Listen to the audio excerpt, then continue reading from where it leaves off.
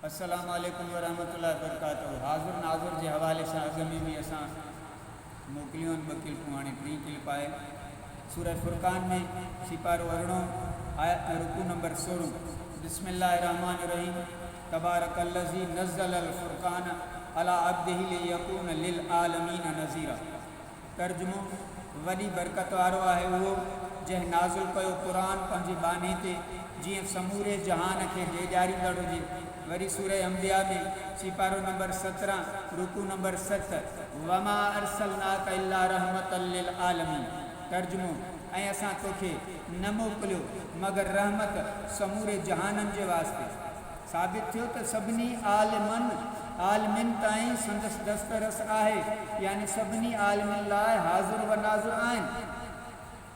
इन में इख्तिलाफ़ ऐं बेसरी का बि ज़रूरत न आहे।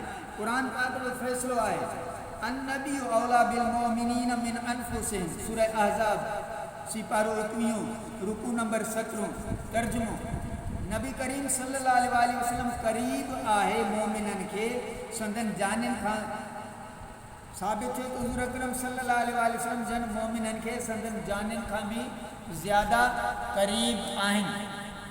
ज़ाहिर ॻाल्हि आहे त जेको करीब हूंदो उहो हाज़िर भी हूंदो त नाज़िर भी हूंदो। क़ुरान पाक जो फ़ैसिलो ॿुधो त मोमिन उहो आहे जेको हुज़ूर अकरम सल्लल्लाहु अलैहि वसल्लम खे पंहिंजे जान खां भी ज़्यादा करीब यानी हाज़िर नाज़िर सम्झे। देवबंदियुनि जे अॻवान मदरसा देवबंद जे बानी मौलवी मोहम्मद कासिम नानोतवी भी इहा ई माना औला यानी अक़रब कई आहे। पढ़ी ॾिसो तहज़ीर नास सुफ़ो नंबर 14, आब हयात सुफ़ो नंबर 73। कोई अफ़सोस आहे उन्हनि माण्हुनि ते जेकी क़ुरान खे पढ़ी पोइ बि न अक़ीदे खे अहिड़े ॻाल्हियुनि खे उहो जेका माण्हू बेस में आणनि था, ज़िद में आणनि था। हीउ अक़ीदो क़ुरान पाक मां साबित आहे। हदीसनि मां भी इन जो सबूत मौजूद आहे। हज़रत अनस बिन मालिक रज़ियल्लाहु ताला अन्हु खां रिवायत आहे, फरमायो आहे त हुज़ूर अकरम सल्लल्लाहु अलैहि वसल्लम जन त जॾहिं माण्हुनि खे क़बर में रखियो वेंदो आहे त नकीरेन मयत खां टियों सवाल ही पुछंदा आहिनि। कहिड़ो?